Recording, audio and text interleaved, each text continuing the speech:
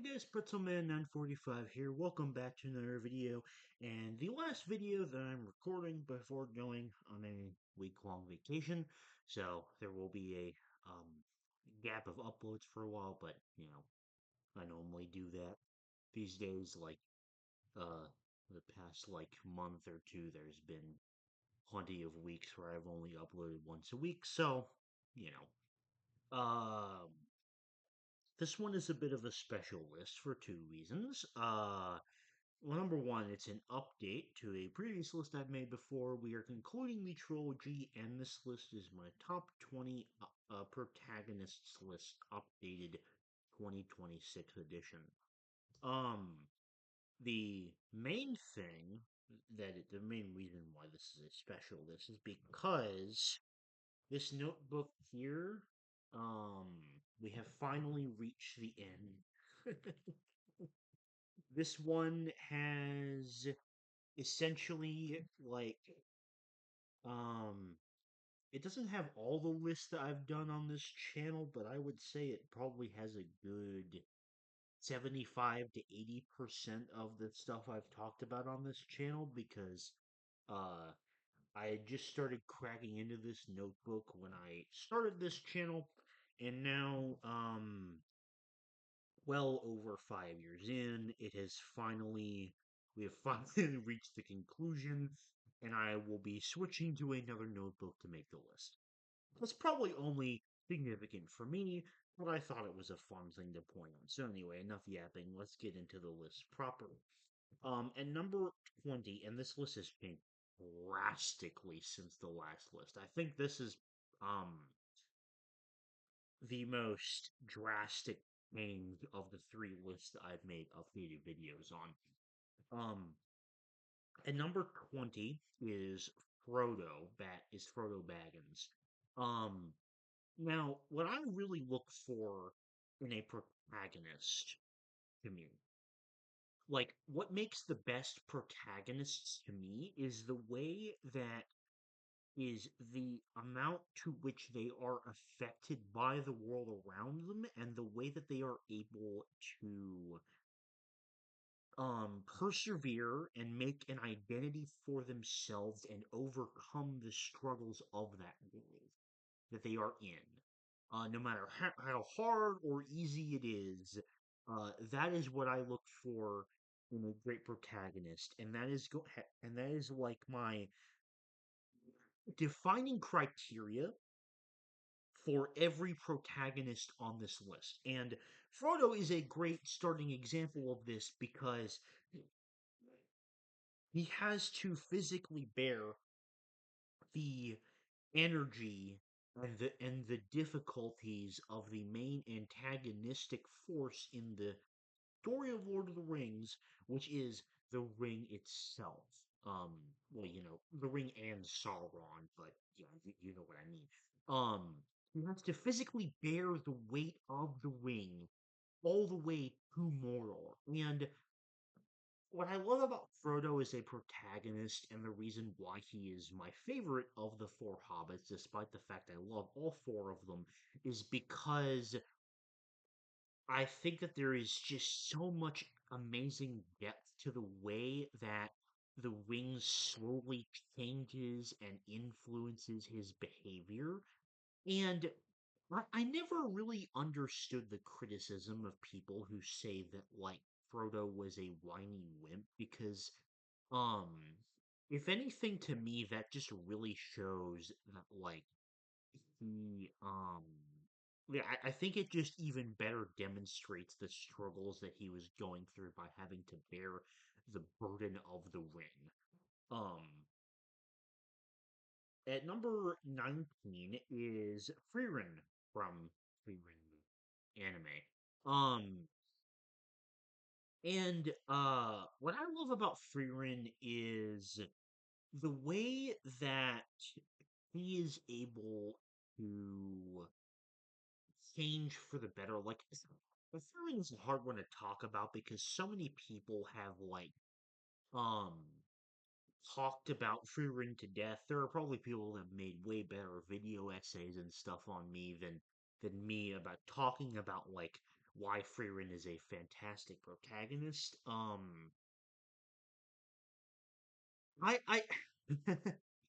I I kind of love Frieren for the same reasons that many other people do.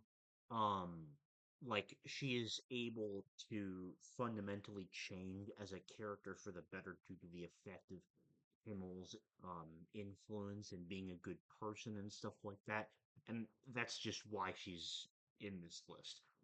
Um, and number 18 is Edward Elric from Fullmetal Alchemist Brotherhood. Um, I personally am a big fan of protagonists that are like um an expert at a certain thing. I think that like in relation to the sort of one piece of criteria I talked about at the beginning of this video, like um I think that a character being an expert in a certain thing gives like a nice additional detail to ways that they interact and overcome the struggles of their world. And Edward Elric does this by being just simply a genius at alchemy. Um, and the way that like his genius understanding of how alchemy works, like like mixes into the way that more aspects of alchemy as a power system are gradually revealed is just brilliant storytelling. It's one of a gazillion examples of brilliant storytelling in Fullmetal Alchemist Brotherhood. Um, and um, And Ed is like he's just a really um well explored character because like we learn all about his family struggles. um we learn about his like struggles to save his brother. Like there are so many like nuanced natures to the conflict that he goes through, and yet the journey that he goes on still manages to remain relatively straightforward and understandable, which I really like about his character. And number 17 is Geralt from The Witcher. What I love about Geralt is um the way that he embodies the role of a Witcher in the world of The Witcher. Um, because Geralt is this perfect embodiment of like he knows what he should be doing as like having the values of a Witcher. Um, and he's once again an example of a character that's just like an expert in what he does. Like he's a really damn good Witcher.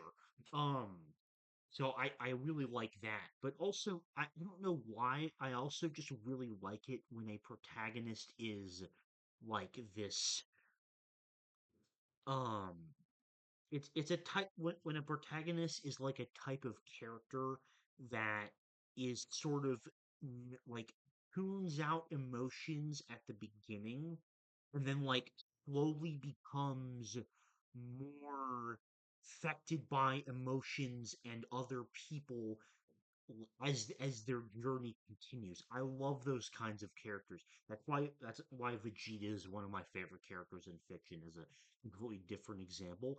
I like Geralt for a lot of the same reasons because that really describes his journey from being a Witcher to like a father of Ciri and falling in love with Yennefer and all these other things. And I love those kinds of characters, and I think Geralt is um does a fantastic job of that. Another character that does a great job of that to me is number 16, Cloud Strife from Final Fantasy VII. Um, what I love about this part of Cloud is that like um in sort of a deeper level than Geralt, um because Geralt is mostly like his journey is about finding a family. I think Cloud is a little bit deeper than that because it includes this like extra layer of just caring about people at all because he's a character that has like lost so much and he has to gradually sort of like, and so as a result, he puts on this attitude of not caring about anyone or anything, when deep down, it is his core nature that he actually does care, and therefore, um, he has to learn to care more and more, and I absolutely love that about him. And as I discussed in the dynamics video, Cloud is also a great protagonist to me because of the way that he is affected by the world. In this case, much of that being the presence of Sephiroth. And the way that their dynamic works and the way that Sephiroth as a villain envelops the story and causes Cloud to fundamentally change like that just adds even more depth and nuance to Cloud as a protagonist. Um but another example of a protagonist which is dominated by a villain, which is done even better, in my opinion, is um Kenma from Monster. Now, I feel like I explained my opinions on this quite in depth on the dynamics video, so I'm going to keep this a little bit short because I honestly might I might be repeating myself on a lot of things if I let this continue for too long. But um what makes Tenma such a great protagonist is the fact that um instead of him being he is affected by the world that he lives in, but what that fundamentally is that he is affected by his own decisions. And that little thing is you see it in some stories, but it's also not a particularly common trope, and I think that it works brilliantly in Monster because um Tenma, every single episode or every single time that he sees Johan or um gets someone that he knows killed or something like that, he is fundamentally affected by his decisions. And that level of emotional depth is just, to me, extremely captivating. And I love his character because of that. And number 14 is Mao Mao from Apothecary Diaries. Um, Mao Mao is one of my favorite female characters of all time. Um, and I absolutely just love how this isn't really as much a case where Mao Mao is affected by the world around her. I mean, certainly that does play a role because of the way that she needs to learn to adjust to um imperial court politics and the way that the nature of that affects her friendships and relationships with certain characters. Um, all of that is definitely there, but what I like even more about Mao Mao is just generally her personality is just very funny and adorable and just fun. And honestly that more than um the main criteria that I it's not the case for all these protagonists. Like Mao is one where it's a different case where I just like her general personality a bit more, and that's why um yeah. Um and number 13 is Lelouch.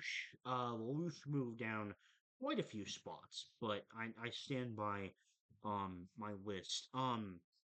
Despite that, Lelouch is still an incredible protagonist because, this is my top 20 of all time. None of them are on here are going to be a bad protagonist. Um, Lelouch is a fantastic protagonist because, um, he just, overcomes the circumstances and struggles of the world around him by just becoming the fucking boss of everything.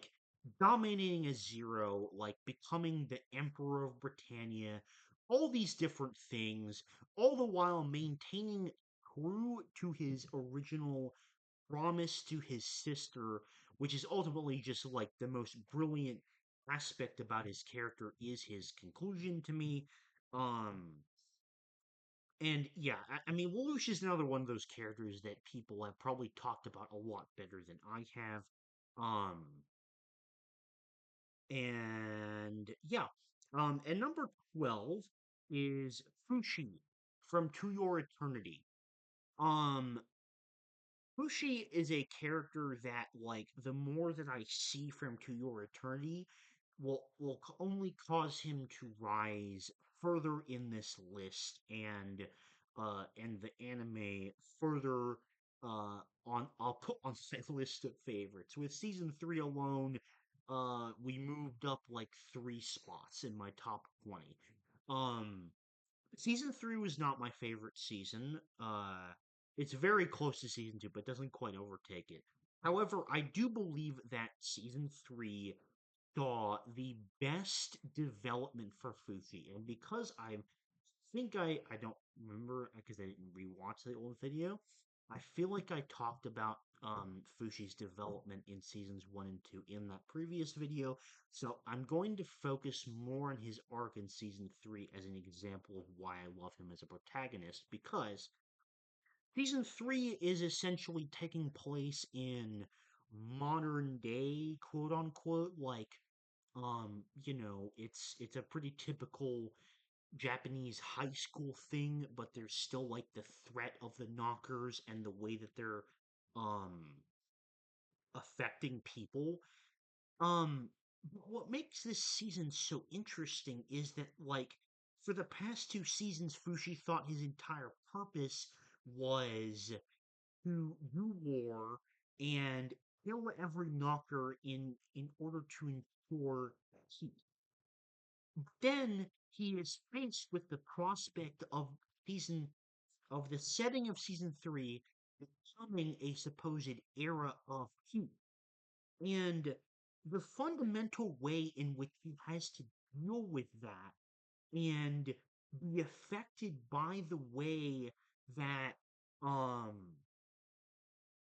that season 3 that like the setting of this and the actions of the knockers are something that is like um not really war, but like something much deeper and on a more fundamental struggle than that is just what makes him a fucking incredible protagonist, and that's only in season 3 alone. Like, again, I thought about moving Fushi even higher on this list, but I ultimately decided to stop myself because the ones ahead are just, I like them too much for other reasons.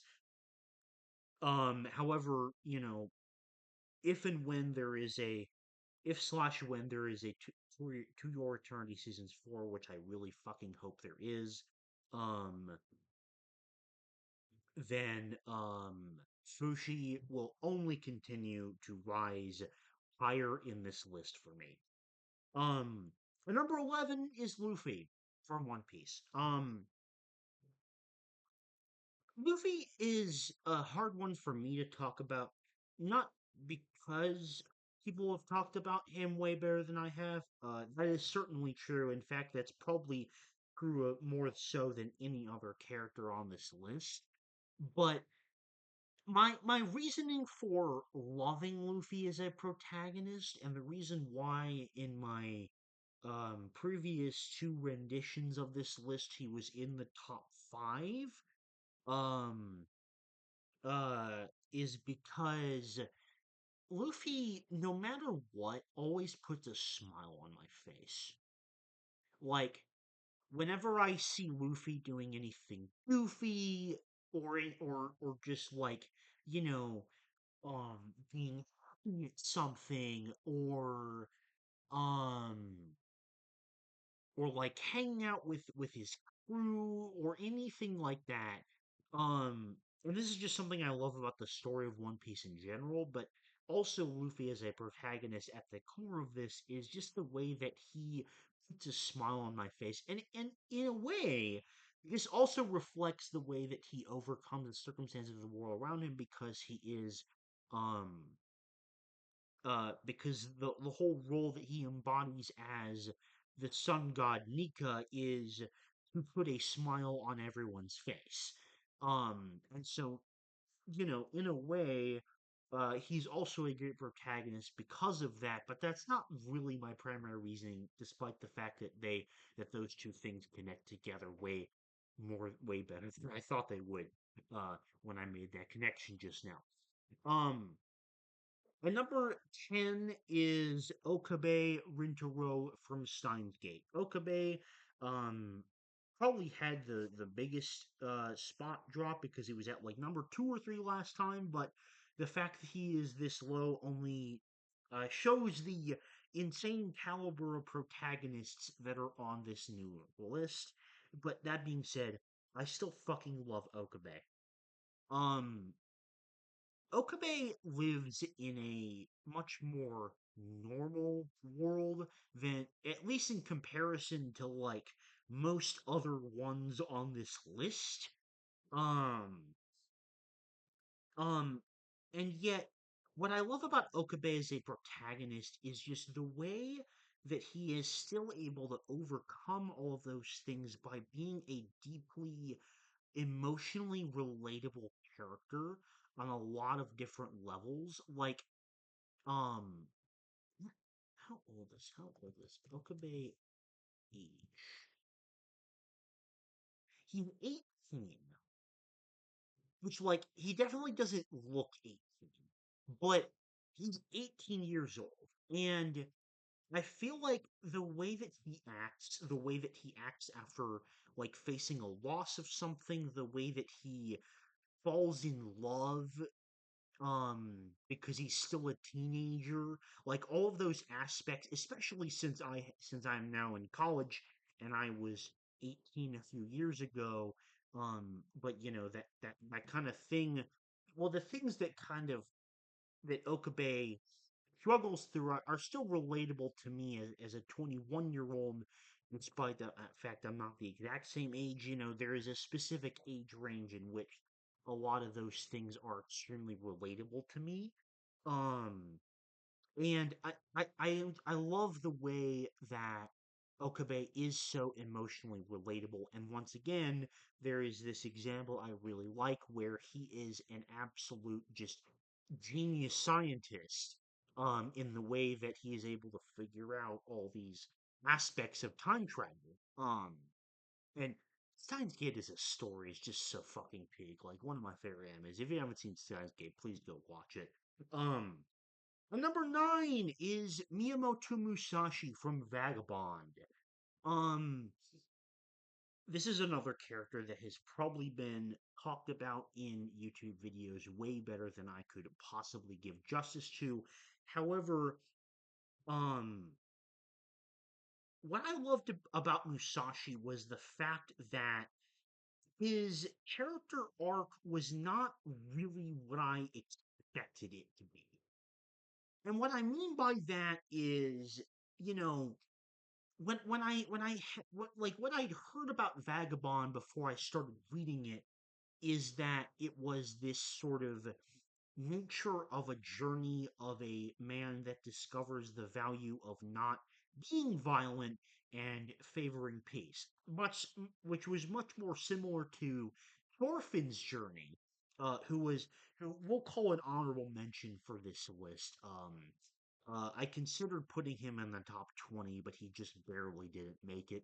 Um, and but but Musashi's journey, while it definitely has aspects of that, at least in my opinion, it is fundamentally different on a few different key aspects. Because for one thing, Musashi never really loses his love of fighting. Like even at the end of the story, or at least that's what I'm calling it, the infinite hiatus, which I personally don't think will ever be finished, unfortunately. So I'm just calling it the end of the story.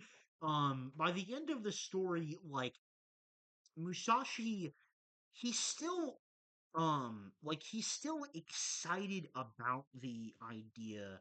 Um at least to some level, even though he tried to avoid it because, like Musashi tried to avoid the fight with Kojiro because he didn't really think it was the right path. But it's not really because he was against the idea of fighting him exactly.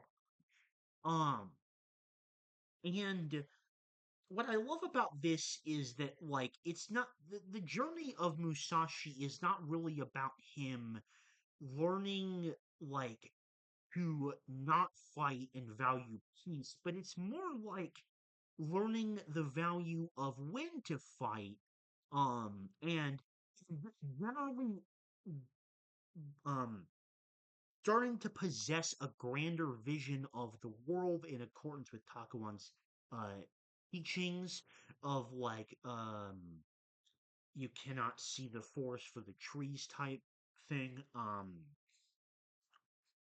And so, what I love about Musashi as a protagonist is just the fact that, in my opinion, the way that his journey worked was more nuanced than what I had expected going into the story of Vagabond. And number eight, and this is the only high on this list because of just the nature of these two characters, it's Reinhard and Young from Legend of the Galactic Heroes. I thought long and hard about whether I wanted to rank these two as two separate protagonists. Um, but I ultimately decided to give them a tie. Just because the nature of Legend of the Galactic Heroes as a story features both of them so prominently that I can't really feel like one is a better protagonist than the other. Like I like Reinhardt slightly better as a character, but I don't think that is enough for me to where I can say one of them is a better protagonist exactly. Um, and so as a result of that, they are tied. And I feel like in my dynamics video, I explained extremely thoroughly why, and also in my just original video, why I loved both of these characters so much, and why I thought that they were amazing protagonists. Um, so as a result, I'm not really going to say much of anything really because um I don't feel like I could encapsulate my thoughts as well as I did in previous videos. And number seven is Kenji Endo from 20th Century Boys. Um now there's a lot of things that I could say, and I have said in previous videos about how I love the way that Kenji is able to overcome the struggles of the world around him and the threat that friend poses by um just trying to be a lowly hero who doesn't really care about his reputation. And in spite of the fact that he ends up getting amnesia, and that's what we learn like later in the story when he reappears, is that like his core personality is still the same. Like he's still just this chill guy who loves playing music and just helping people. And what I love about Kenji is the way that he is able to overcome the struggles of his world by um just sort of maintaining that like core personality of his. But that's not even close to my favorite thing about Henry as a protagonist. Um Honestly, the reason why he is so high on this list, because honestly, like realistically, if I didn't take this kind of bias aspect into consideration, he probably wouldn't be above Fushi on this list, but Kenji is an uncle. And I also became an uncle last year. In fact, my nephew turned a year old about a week and a half to 2 weeks ago. And like the way that Kenji's journey, like the way that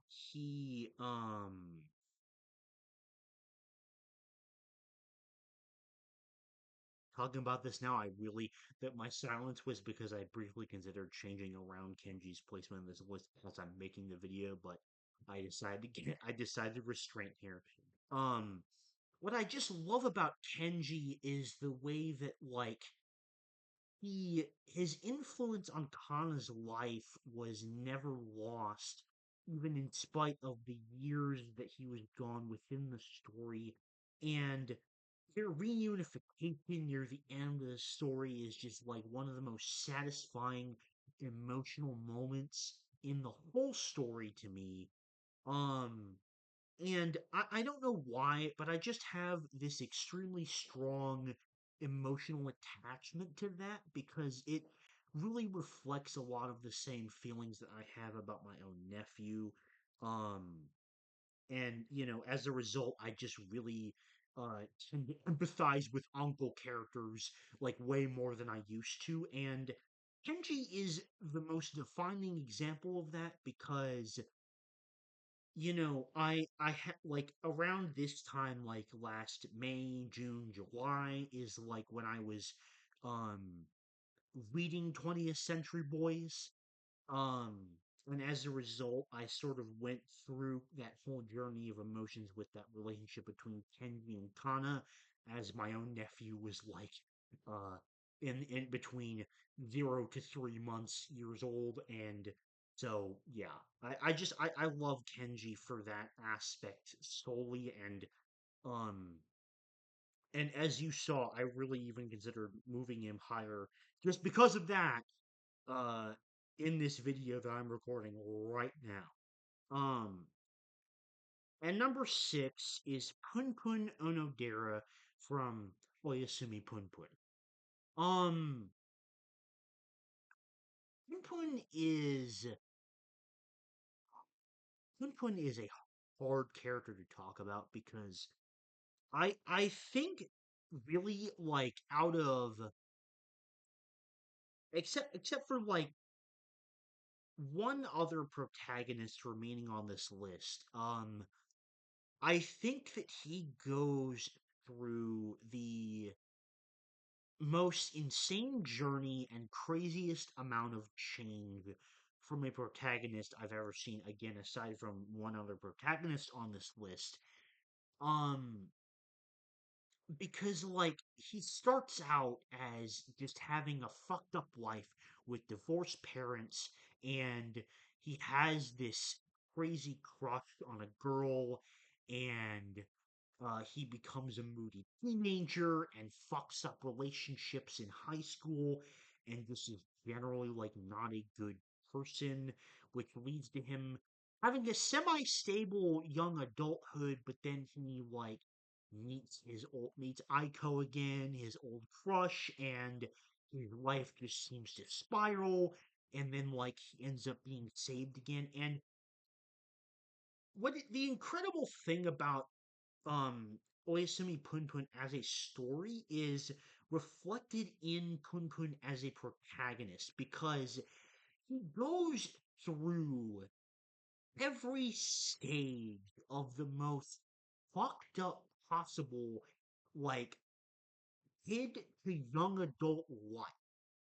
And um and what I think is so unique about Punpun is the fact that in a way, like I said that my defining criteria for this list was like, how does a protagonist overcome the struggles of the world?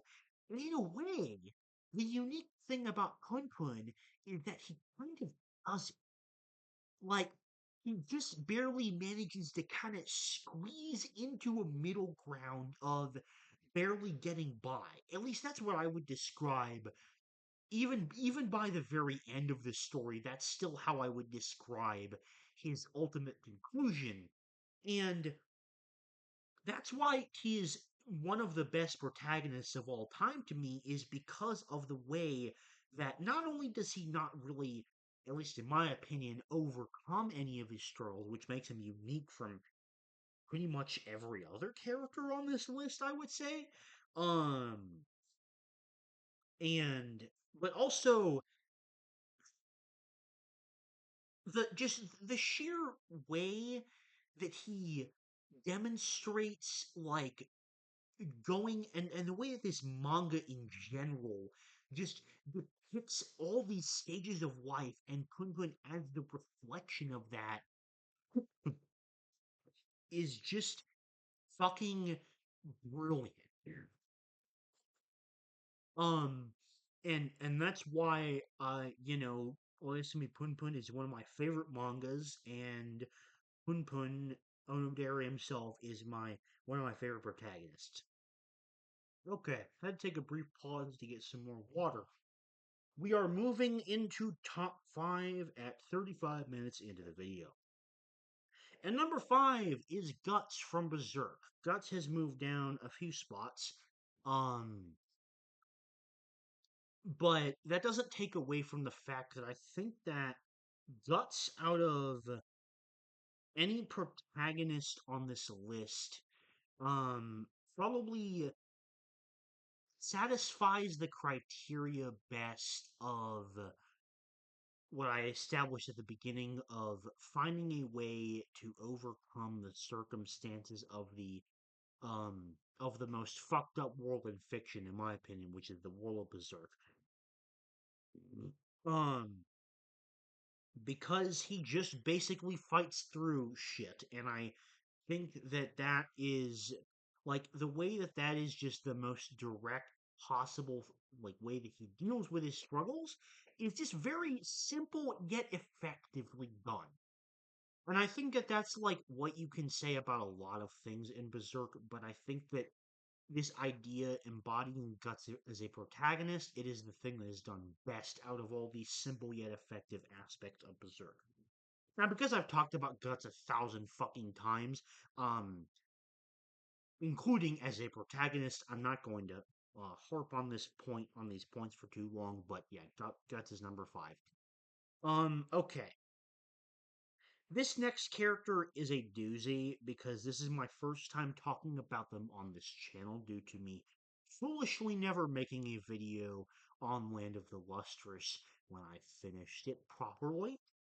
Um, that is Foss at number four, and this is the character that I was referring to, who is the only protagonist on this entire list, and maybe character in fiction that has a more extreme and better journey and like better overall journey than Kun Kun himself.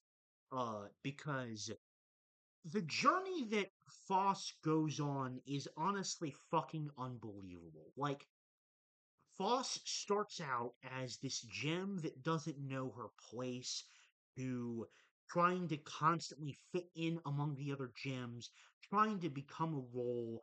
Um, she gradually begins to lose herself through bits of her personality by the fact that she is constantly replaced by different part of different gems and like the very physical aspect of her character changing through that is so brutal yet effective. And every single time for like a series of 3 to 4 volumes in a row, like by the end of it, he always, or I guess they, because Fox doesn't really have a gender, I don't think. Like, does Foss have a gender? I'm pretty sure I know the gen.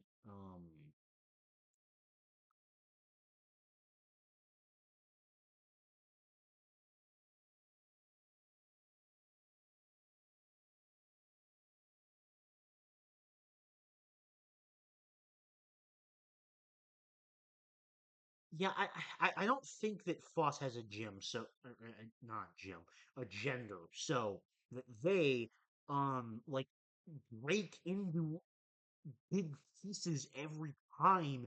And even within the anime, this happens a lot. But like, within the rest of the manga too, it happens like a crazy amount. And so Foss like gains these bits of other gems and slowly loses their own personality, which is just completely tragic.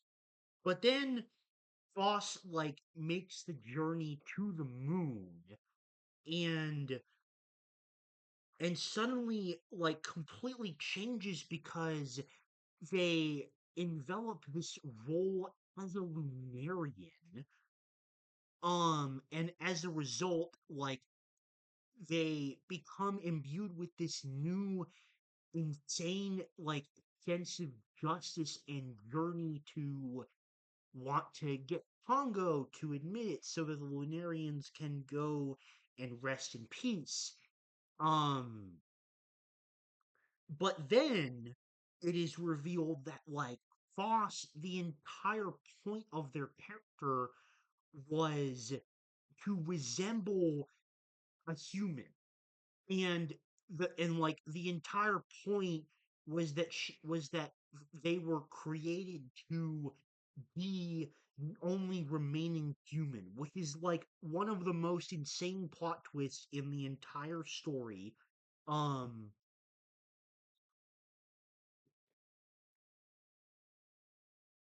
um,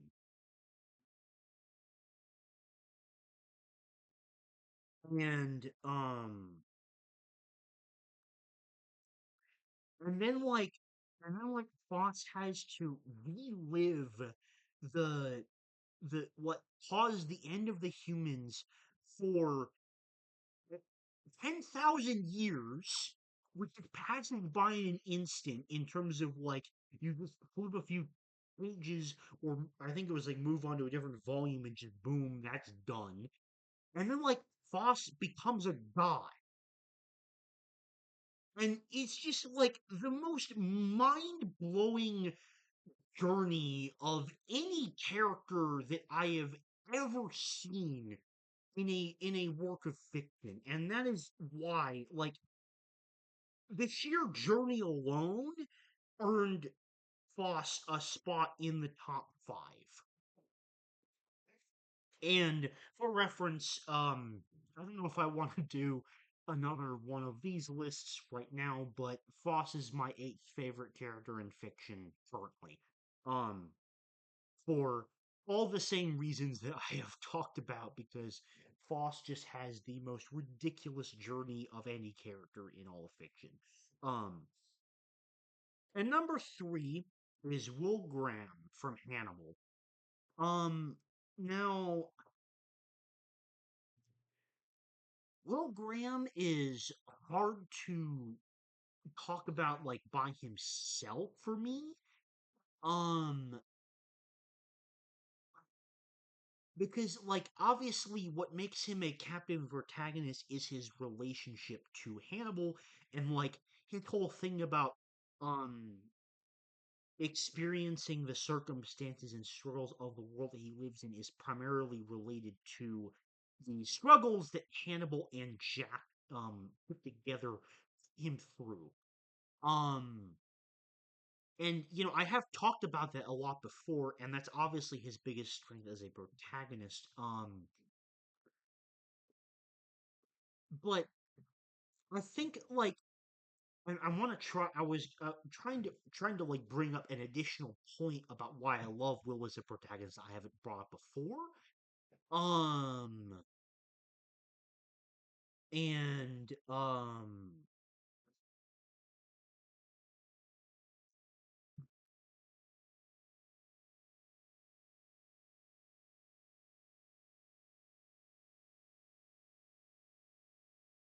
what I love about Will, the point that I think I want to bring up is like um the whole idea like behind his mental struggles, and like what I think makes him a brilliant protagonist just from the get-go, regardless of any of the stuff with Hannibal and Jack Crawford or any of that, anything to do with dynamics with other characters.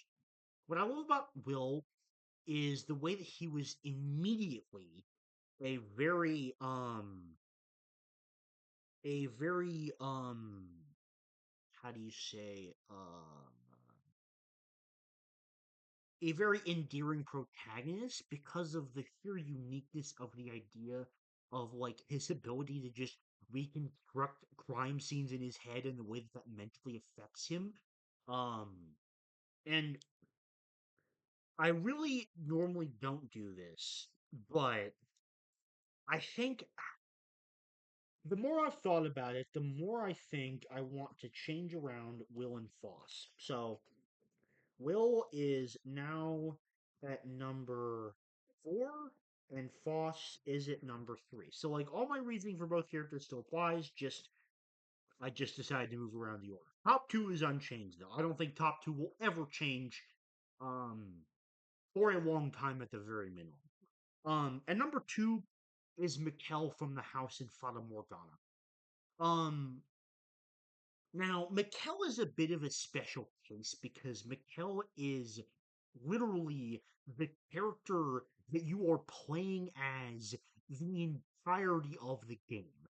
So obviously that gives him like a huge edge in comparison to other characters um on this list. Because no other character is really like him in terms of the way that you experience, like, even though I think Foss has a grander and more insane journey in their respective story than Mikkel does in his, I have Mikkel ranked higher as a protagonist because of the fact that you, as a player of the visual novel, are directly experiencing everything that he goes through.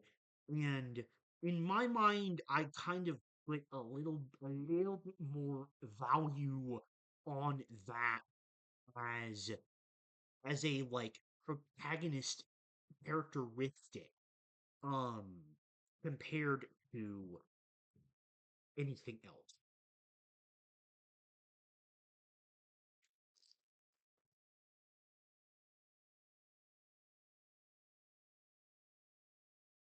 Um and obviously, like, there's so many other brilliant things about him as a character, like the way he, like, his romance with Giselle, um, his fucked up relationship with Morgana in terms of like that dynamic is just crazy. The way that he overcomes the struggles of his family and everything like that, like, all those things which I've talked about a lot more before, are all also aspects of what makes him my second favorite protagonist of all time. But more so than anything, like, the most dominant aspect of why he's ranked so high on this list is the fact that he is this. That is the fact that you directly experience everything that he goes through, including him realizing his own identity. Um, and number one is Aaron. Um, what do I want to talk about with Aaron?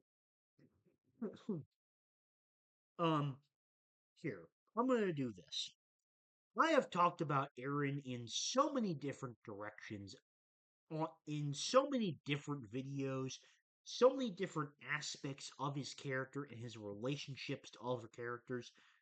I think it's pretty well known that all of those things are not only what makes him my favorite anime character, not only my favorite protagonist of all time, but also my favorite character in fiction, period, as I have mentioned uh, ad nauseum at this point on this channel.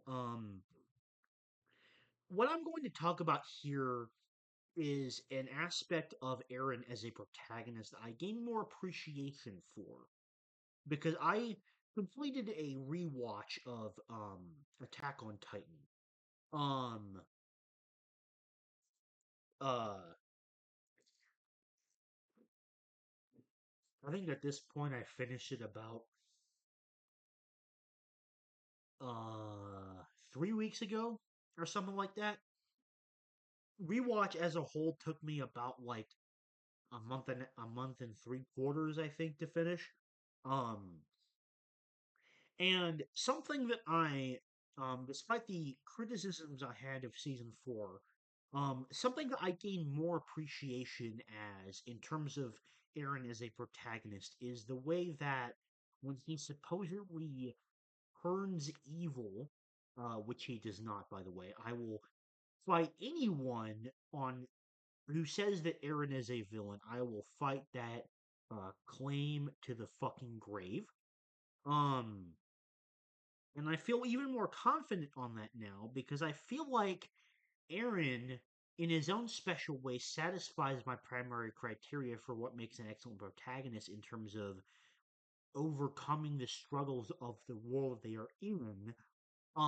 Because him like leading the Jaegerists and wanting to activate the rumbling, um, is ultimately a reflection of the fact that not only does he want freedom and he thinks that everyone else is standing in his way, and as a result, doing the rumbling is the only way to achieve that freedom, but also he wants to protect his friends and the ones he cares about.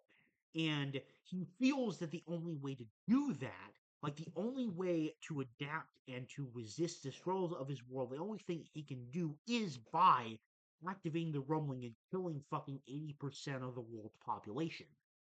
Um, this is an aspect of Aaron as a protagonist I gained even more appreciation for upon finishing my rewatch of season four. And you can add it to the list of gazillion reasons why Aaron is my favorite protagonist and character in all of fiction. But yeah, that is going to do it for my top 20 protagonists list, the 2026 update. Thank you for watching this quite long video at 51 minutes. Hopefully you enjoyed. Let me know in the comments what you think of my list, and let me know your favorite protagonist of all time as well. And I will see you later. Bye.